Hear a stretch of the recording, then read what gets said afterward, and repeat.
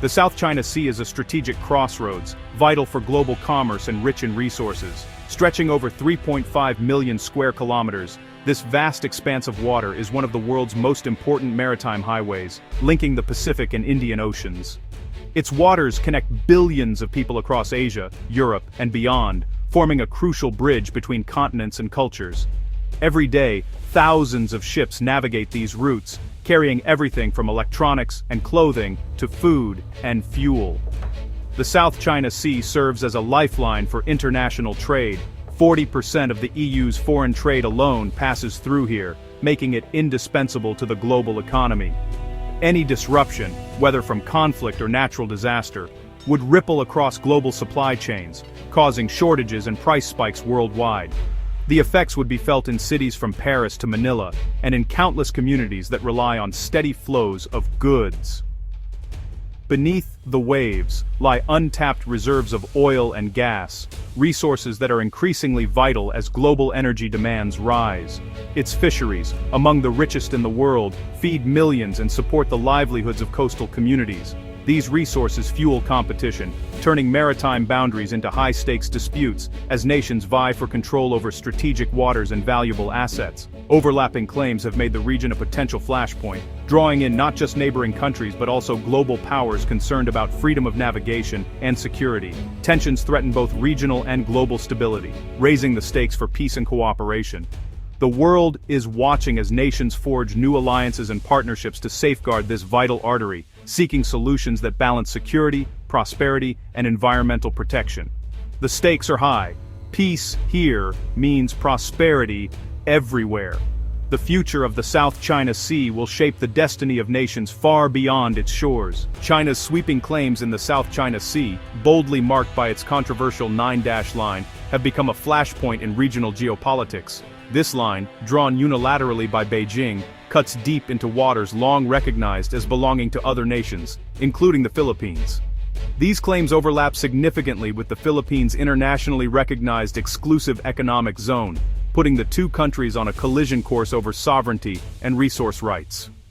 On the water, Chinese Coast Guard and maritime militia vessels routinely confront and shadow Philippine ships, escalating tensions with aggressive tactics. They have used water cannons, blockades, and dangerous maneuvers to assert control, often putting lives at risk and creating a climate of fear and uncertainty. Filipino fishermen, who have relied on these waters for generations, are being pushed out of their traditional fishing grounds by larger, more powerful foreign vessels. This not only threatens their livelihoods and food security, but also undermines the economic stability of entire coastal communities. The Philippines, with a much smaller navy and coast guard, finds itself militarily outmatched, facing a daunting challenge to defend its sovereignty and protect its people. In response, President Marcos Jr. is strengthening security ties with the United States, seeking reassurance and support from a long-standing ally. At the same time, he is reaching out to new partners in Europe and Asia, building bridges and expanding the Philippines' network of friends. Building a broad coalition is now central to Manila's strategy, uniting like-minded nations to uphold international law, promote stability, and deter further aggression in the region. The goal is clear: to push back against coercion, defend the rules-based order, and ensure that the South China Sea remains open and free for all. For the Philippines, this is more than a territorial dispute. It is a fight for survival, dignity, and the right to determine its own future.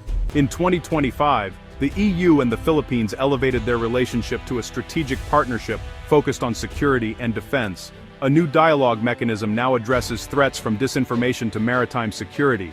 Both sides condemn China's actions and reaffirm their commitment to international law, especially UNCLOS. This partnership signals Europe's growing role as a security actor in the Indo-Pacific. For Manila, it means vital diplomatic backing beyond traditional allies. The EU's support is rooted in law and multilateralism, not just military might.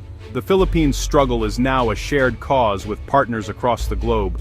Beyond the EU, member states like Sweden, France, and Italy are deepening defense ties with the Philippines. Sweden is opening a defense attaché office and may supply advanced Gripen fighter jets. France is finalizing a visiting forces agreement, paving the way for joint training and greater military cooperation. Italy is negotiating a defense pact, further strengthening Manila's security network. These bilateral moves add real substance to the EU-Philippines partnership. Europe's commitment is clear: provide the Philippines with tools, training, and support to face regional threats. Together, they're building a resilient web of security in the Indo-Pacific.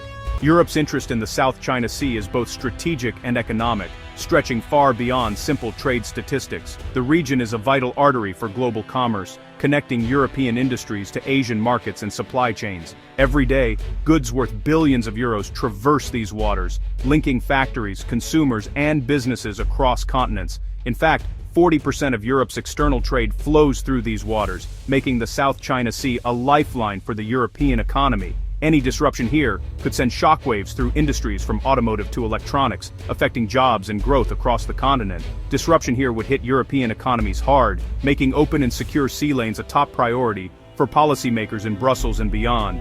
The stakes are high, not just for trade, but for the stability of global supply chains that Europe relies on. The EU's engagement is also about defending the rules-based international order, which is increasingly threatened by China's island building and its disregard for international rulings. For Europe, upholding maritime law is essential to prevent a world where might makes right. The Philippines' strategic location, nestled between the South China Sea and the Taiwan Strait, makes it a pivotal partner for regional stability. Its proximity to key shipping lanes and flashpoints means that what happens here can ripple across the Indo-Pacific. Supporting Manila is both a security investment and a way to protect European citizens and businesses in the region. With thousands of Europeans living and working in Southeast Asia, stability here is a direct European concern. The Philippines' ongoing military modernization offers new opportunities for European defense industries, fostering technology transfer, training, and closer security ties. This creates mutual benefits, strengthening both sides' capabilities. Europe is no longer a distant observer, it's now an active player in Indo-Pacific security, participating in joint exercises and building new partnerships to help maintain peace and stability.